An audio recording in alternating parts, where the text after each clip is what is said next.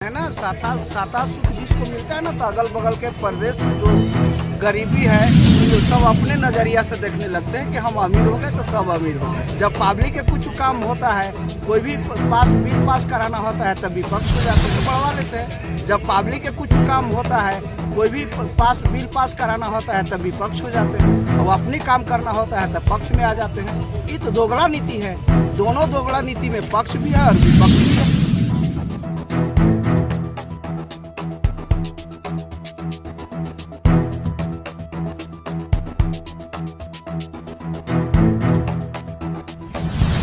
जो बोले हैं उनका बात हो रहा है 10 तारीख के जनवरी में बात करने का। हम लोग उस बात पर सहमति नहीं है। हम लोग का संघ का जो समन्वय समिति का जो निर्णय होगा, क्योंकि इतना बड़ा छलावा देते आ रहे हैं। आज हम लोग डेरा डालो कार्यक्रम किया है। आज जो माननीय विधायक जी आए वो अपना प्रस्ताव रख के गए। वैसे राज्य के मुखिया झूठ बोलने का काम कर रहे हैं। हमारे ख्याल से वो झारखंड के बच्चों का शिक्षा दे रहे हैं कि आप भी झूठ बोलिए, क्योंकि उनका जितने भी वादा हुए अभी तक सब फेल होते जा रहे हैं, फ्लॉप करते जा रहे हैं। झूठ बोल करके सिर्फ साता में आने का काम न करें। इससे बच्चे पर और इनका जो अनुवाद फॉलोअर है उन पर बुरा प्रभाव पड़ेगा, और कल इनको उस बात को झेलना पड़ेगा कि जो हमने किया, जो झूठ बोला, आज हमको जनता अपने पद से हटा दीजिए। इसलिए हम चाहेंगे कि कोई भी बात प्रदेश के नेता को जो सत्ता में है उनको झूठी आश्वासन नहीं देना चाहिए, छलने का काम नहीं करना चाहिए। अगर इनके अंडर की चीज़ नहीं है तो बोलबे ना कर, बोला ही नहीं चाहिए। अगर बोल रहे हैं तो उसको पूरा भी करना चाहिए। मैं चाहूँगा प्रदेश के मुख्यमंत्री जी से कि आप वादा किए हैं तो वादा पूरा कीजिए, नहीं तो आप झूठ मत बोला कीजिए, क्योंकि आप राज्य के मुखिया होकर के झूठ बोलिएगा तो राज्य के जनता आपसे ज़्यादा झूठ बोलना शुरू कर देगा। मैं गुरु जी को कहना चाहूँगा कि अपने पुत्र को सद्बुद्धि दे। उनके चलते आए हुए हैं, उन्हीं को हम लोग जानते हैं। हेमंत सोरेन जी को नहीं जानते थे। उनके पिताजी झारखंड का आंदोलन में अहम भूमिका निभाए, इसलिए हम लोग झारखंडी लोग उनको सहयोग किए। हम लोग नहीं जानते थे कि प्रदेश के युवा मुख्यमंत्री इतना झूठ बोलेंगे।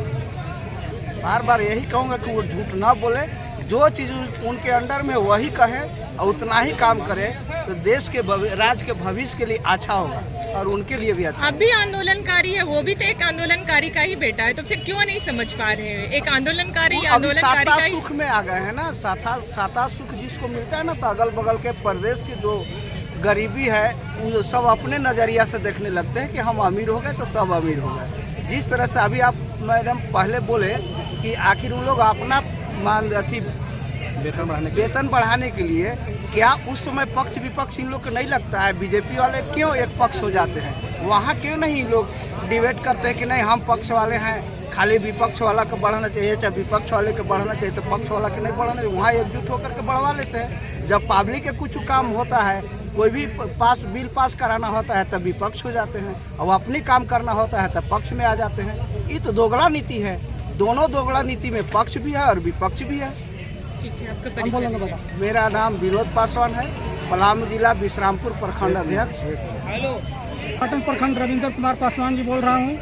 मुझे कहना है कि मुख्यमंत्री जी जो ने वादा किए थे, आज उसका वादा खिलाफी कर रहे हैं, तो इसीलिए आज हम लोग सड़क पर उतरे हुए हैं। और हम लोग का जो मांग है उनको मांग देना होगा, क्योंकि उन्होंने बोले थे चुनाव से पहले उन्होंने बोले थे कि हम चुनाव जीतेंगे तो पहला काम पारा शिक्षकों के वेतनमान का काम करेंगे। आज इसी के कारण है जो हम लोग उसी मांग को लेकर के आज रांची की धरती पर हम लोग डेरा डालो कार्यक्रम किए हैं। आज जो माननीय विधायक जी आए वो अपना प्रस्ताव रख के गए, लेकिन उसका हम लोग कोई स्वीकार नहीं कर रहे हैं, क्योंकि हम लोग का संघ का समन्वय समिति का जो निर्णय होगा वो मान्य होगा।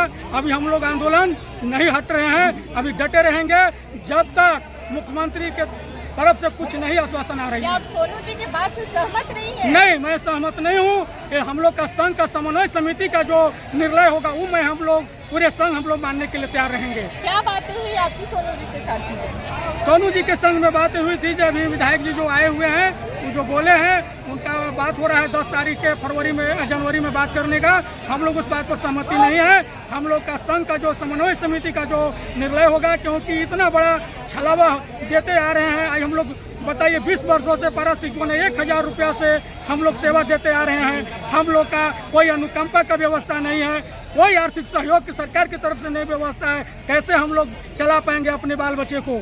सोचने की बात है। आज बहुत दुख की बात है कि आज हम लोग को सड़क पर उतरने की जरूरत नहीं है। हम लोग विद्यालय चलाने वाले शिक्षक हैं। हम लोग ऐसे सुंदरवर्ती क्षेत्र में विद्यालय चलाते हैं जहाँ समझिए जो शिक्षकों का अलग जगा रहे हैं। क्या हम लोग का पेट नहीं है?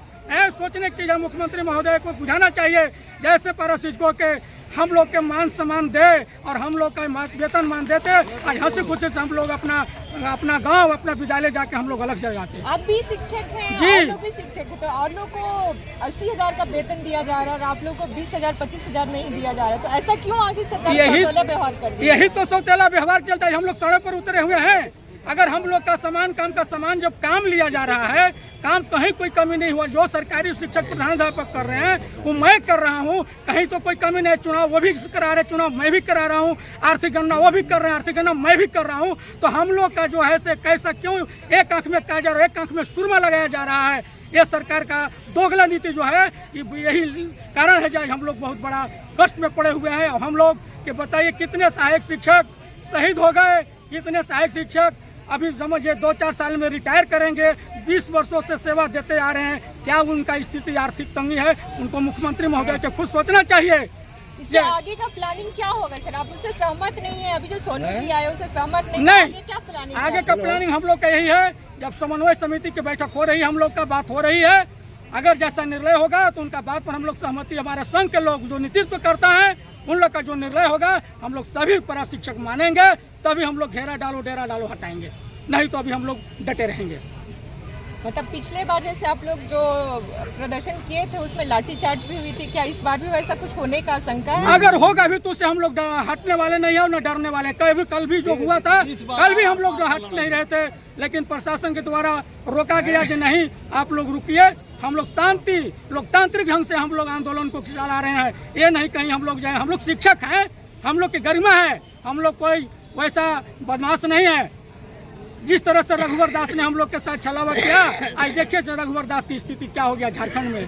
तो ये मुख्यमंत्री अगर हम लोग की आवाज नहीं सुनते हैं, आने वाला समय इनको भी खुद पता चल जाएगा कि हमने सहायक शिक्षकों के साथ जो अन्याय किया उसका परिणाम तुरंत आ गया। बहुत जल्द में परिणाम आने वाला है। खुशी का जश्न क्या मना रहे हैं, उनका दुख का फिर जश्न मनाना पड़ेगा। आप उनके आवाज पे जाने वाले हैं तो वहाँ तो 144 धारा लगा, उससे हम लोग का कोई डर नहीं है। जैसा संघ के निर्णय हो गया 144 को भी तोड़ देना है तो हम लोग डरने वाले नहीं है। जो निर्णय आएगा कुछ मिनटों में हम लोग जो ऐसा आदेश आएगा वैसा हम लोग अभी करेंगे।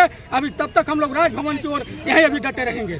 आपका परिचय दीजिए। मेरा नाम रविंदर पासवान पड़ेगा, पाटन प्रखंड पलामू जिला से मैं आता हूँ।